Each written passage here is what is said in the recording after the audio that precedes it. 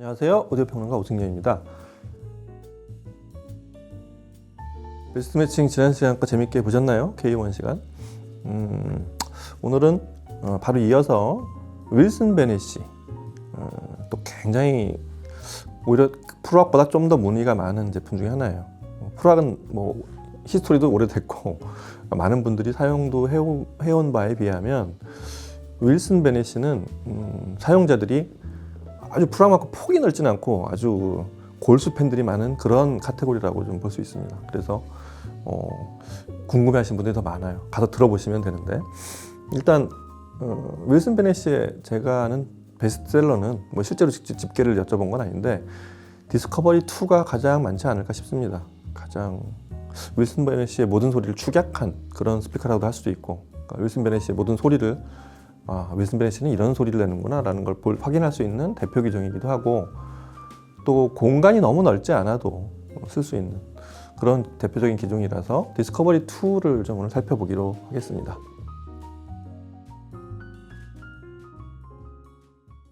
일단 디스커버리 2는 뭐 저희 앞에 이제 얘기한 자세한 리뷰는 따로 뭐 여러 번 했으니까 그런 걸 참조하시면 되겠고요. 간단하게 그래도 정리를 해보자면 윌슨 베넷의 상징과도 같은 그 톨보이들에서 오히려 못 보는 모습들이 가장 이렇게 축약이 돼 있는, 앞서도 말했지만 그런 스피커라고 할 수 있어요. 기본적으로 스탠드 거치형이지만 제가 보기에는 이게 아래쪽으로 소리를 내는 어떤 구조를 갖추기 위해서 스탠드 위에 올려놓게 된 거지 북쉘프라고 표현하기는 좀 어색하고요. 모양 자체도 이 우주선처럼 생겼잖아요. 위를 이렇게 경사지게 만들어가지고. 그래서 그런 좀 첨단 디자인과 첨단 소재, 그 다음에 이 아래쪽으로 방사를 해야 되는 어떤 구조를 갖춰서 그냥 허공에 띄우다 보니 스탠드 위에 올려져 있는 전용 스탠드죠. 이게 서로 분리도 안 돼요. 다른 스탠드 쓸 수 없다는 얘기죠. 그런 스탠드 위에 올려진 구조, 그런 디자인이 되었습니다. 이 스피커는 뭐 아시겠지만 윌슨 베넷이 스피커들의 공통적인 사항으로 카본이에요. 카본 재질을 그 소리의 완성도, 실제 소리를 내는데 투입을 곳곳에 투입한 그런 스피커입니다. 그래서 일단 바디 자체가 그 모노콕 바디 있죠. 이음매가 없어요. 뒤쪽은 쭉 이어지고 앞에 그 알루미늄 합금 이만한 패널을 덮고 이런 구조로 되어 있고 전체는 다 이어져 있습니다.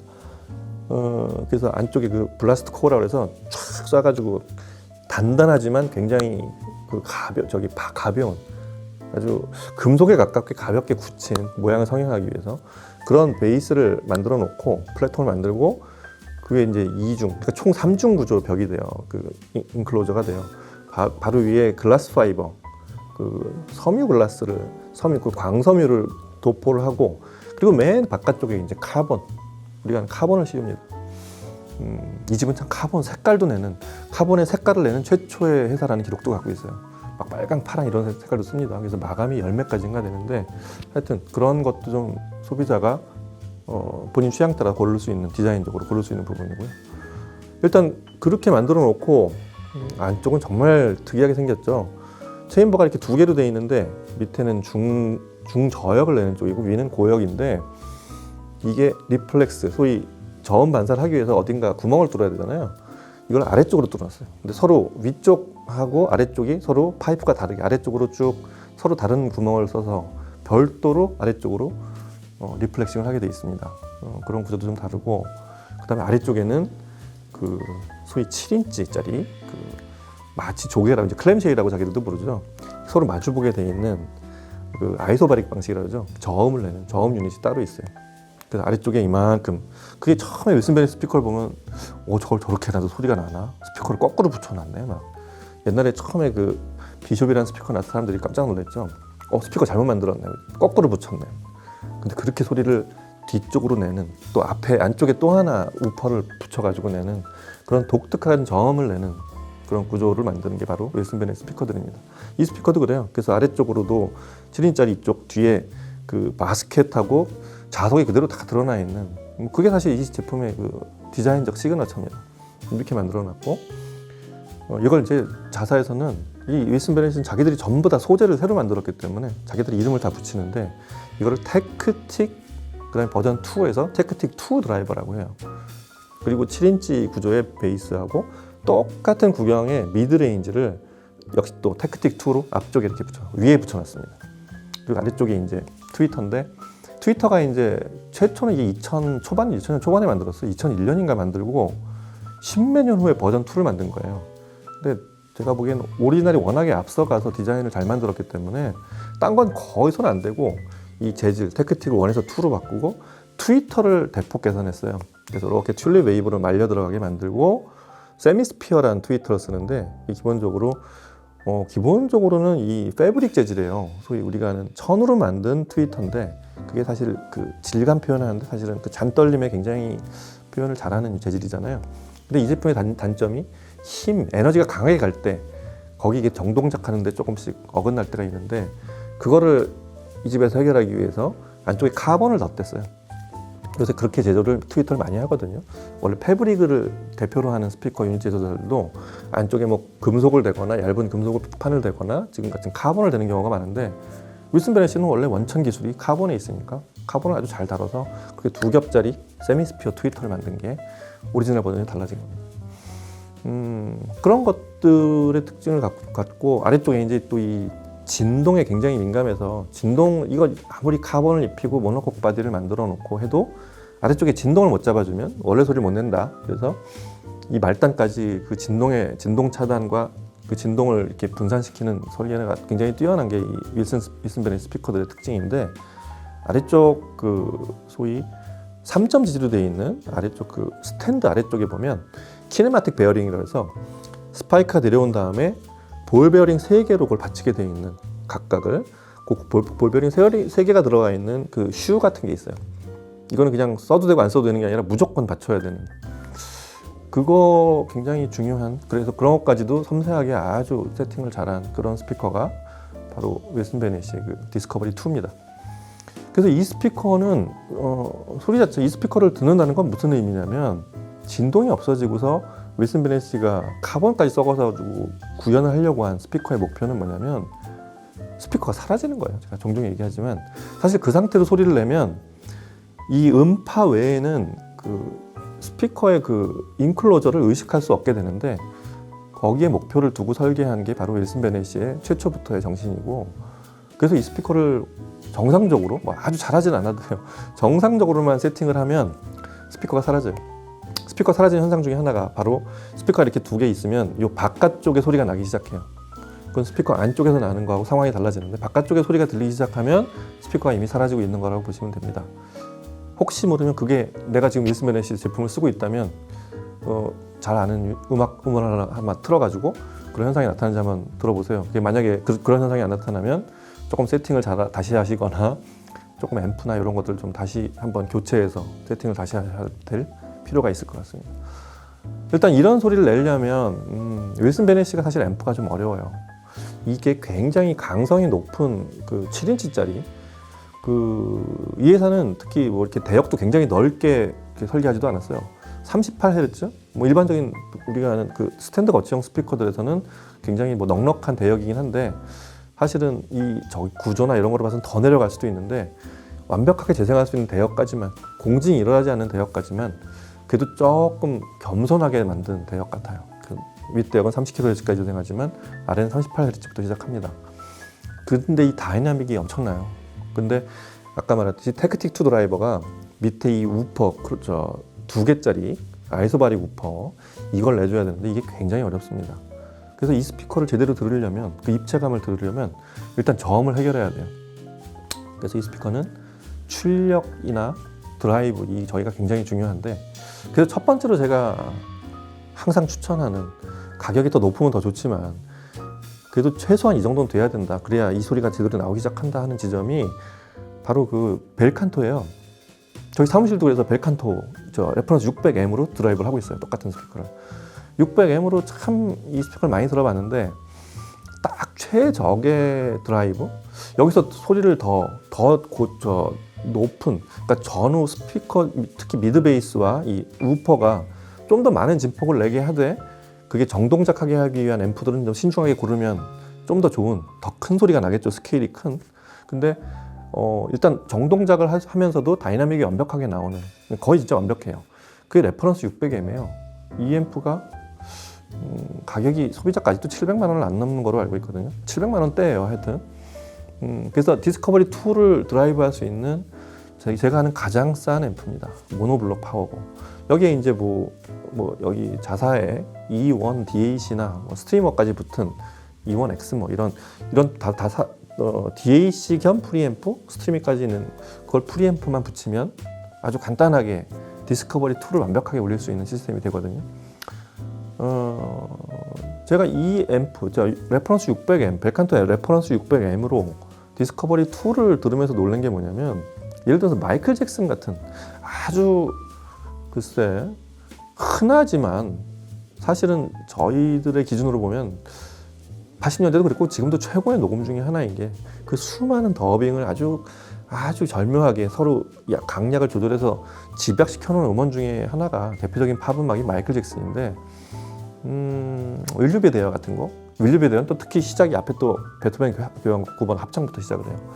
이게 나오다 갑자기 둥 하면서 이 저음이 막 쏟아지고 이럴 때 그 육중하고 양감이 많은 이거를 실패하는 스피커들이 굉장히 많아요. 그러니까 실패한다는 의미는 저음은 펑펑 쏟아지고 와 좋다 그러는데 스피커 통울림이 지배하는, 스피커 통울림이 대부분의 왜곡을 일으킨 이후에 그 엄청난 저음이 나오는 경우가 훨씬 많습니다.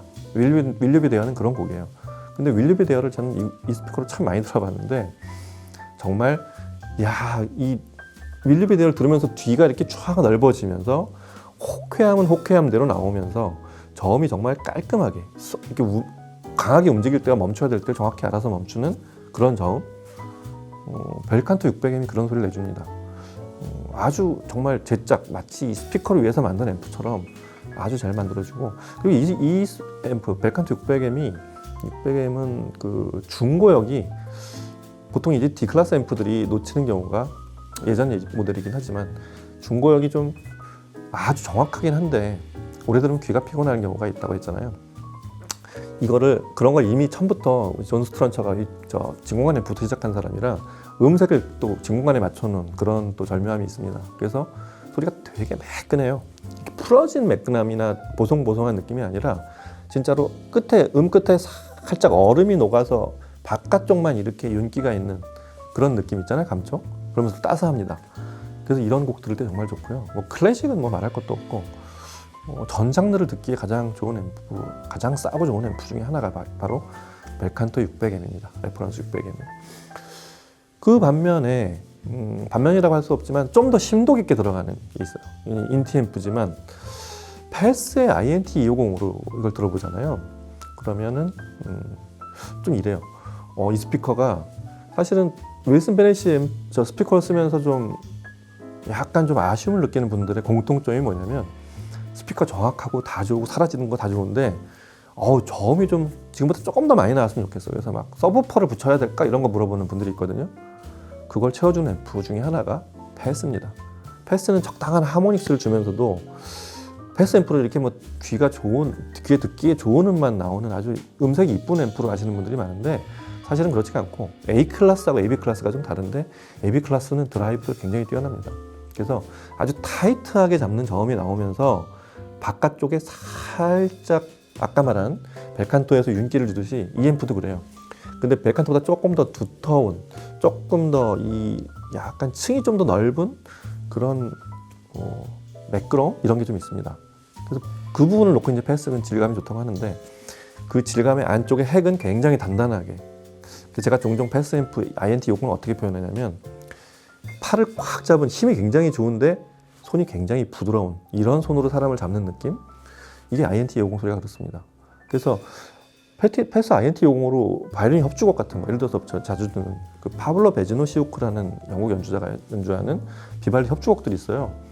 이런 거 들어보면 그 바이올린이 사실은 쨍쨍하게 이렇게 굉장히 해상도가 높은 음원인데 아주 그 보풀보풀하는 질감이 잘 살아나서 그 아주 뭐라 그럴까, 포근하면서도 갑자기 선명해졌다가 그러면서 이 공간에 스피커가 없는 채로 그냥 바로 앞에 연주를 펼치는 느낌, 이런 거 듣기엔 패스가 정말 좋습니다.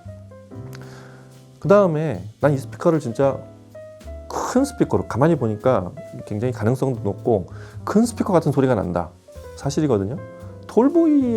톨보이랑 사실 구분이 안 가는 그런 스케일이 나오는 스피커예요. 그거를 해결해 수 있는 거는 정동작하는 아주 순도가 높은 트랜지스터 앰프들, 고출력 앰프들이 종종 그런데 그 중에 몇 개 후보가 있는데 제가 이거로 테스트해본 앰프 중에는 역시 시모디오 새로 나온 700i, 문 700i의 V2 버전 있죠. 시모디오가 예전에는 에너지도 좋고 다 좋고 역시 캐나다 앰프스러운 씩씩함이 있었는데 좀 고역이 조금만 이뻤으면 좋겠다 이런 얘기들 많이 했었거든요. 그게 몇 년 전부터 아래쪽 기종부터 바뀌기 시작해서 거꾸로 제 최상위 플래그십 인티까지 온 게 지금의 소리거든요. 그래서 대출력 드라이브는 대단히 뛰어난, 원래 그 시모디오를 들으면 안 들리던 저음이 어딘가에서 들려요. 이렇게 저음 신호가 이런 게 있었구나. 근데 굉장히 단단하고 밀도감이 높고 아주 숨가쁜 아주 다이나믹한 소리를 내는 데는 시모디오만한 게 또 없습니다. 근데 이제 고출력이 이게 175W인가 그렇죠, 700i가. 그러면서도 고음이 이제 제가 지금 말한 그 굉장히 리퀴드한 것까지는 아닌데 굉장히 자연스러워졌어요. 투명해지고 그 귀를 피곤하게 하는 소리에서는 좀 멀어졌어요. 굉장히 아주 촘촘하지만 자연스러운 중고역 이런 걸 이제 내주는. 그래서 가격이 좀 올라가긴 했지만 이 가격으로 낼 수 있는 인티 앰프 중에 가장 에너지를 원래 음원에 있는 소리를 잘 끌어내는 그런 앰프 중에 하나인데, 제가 이런 거 들을 때 종종 쓰는 게 코플랜드의 에이지 오우가 지휘하는 아론 코플랜드의 보통 사람들이 하는 팡파르 있잖아요. 여기 보면 이게 팀파니도 굉장히 가까운 데 녹음을 하기도 했고, 거기에 팀파니만 있는 게 아니라 징 소리가 납니다. 징을 같이 동시에 치고, 그리고 이제 관악기가 여러 군데서 이제 서로 다른 관악기들이 울리는데, 그런 호쾌함과 다이나믹을 동시에 들려주는 앰프로, 사실 앰프가 좀 힘이 딸리면 이게 소리가 나긴 나지만 그 곡이 굉장히 서로 뉘앙스가 굉장히 다르거든요. 근데 이런 아주 북의 떨림까지 이렇게 살짝 보이면서 스케일이 쏟아지고, 그래서 굉장히 호쾌한 진짜 가슴이 다 후련한 소리를 내주는 앰프는 역시 문 700i, 시모디오 문 700i V2가 지금 앞에서 말한 앰프들은 없는 또 굉장한 에너제틱한 소리를 들려줍니다. 그리고 지금 이볼루션 2가 이 스피커로 드라이브를 하면 특히 미드 베이스에서 아마 진폭이 가장 정확하면서도 가장 많이 움직이지 않을까 싶어요. 이 스피커는 굉장히 아주 과도한 어느 선을 넘지 않으면 진짜 스피커의 크기나 이 다이나믹의 힘이 무한으로 늘어나요.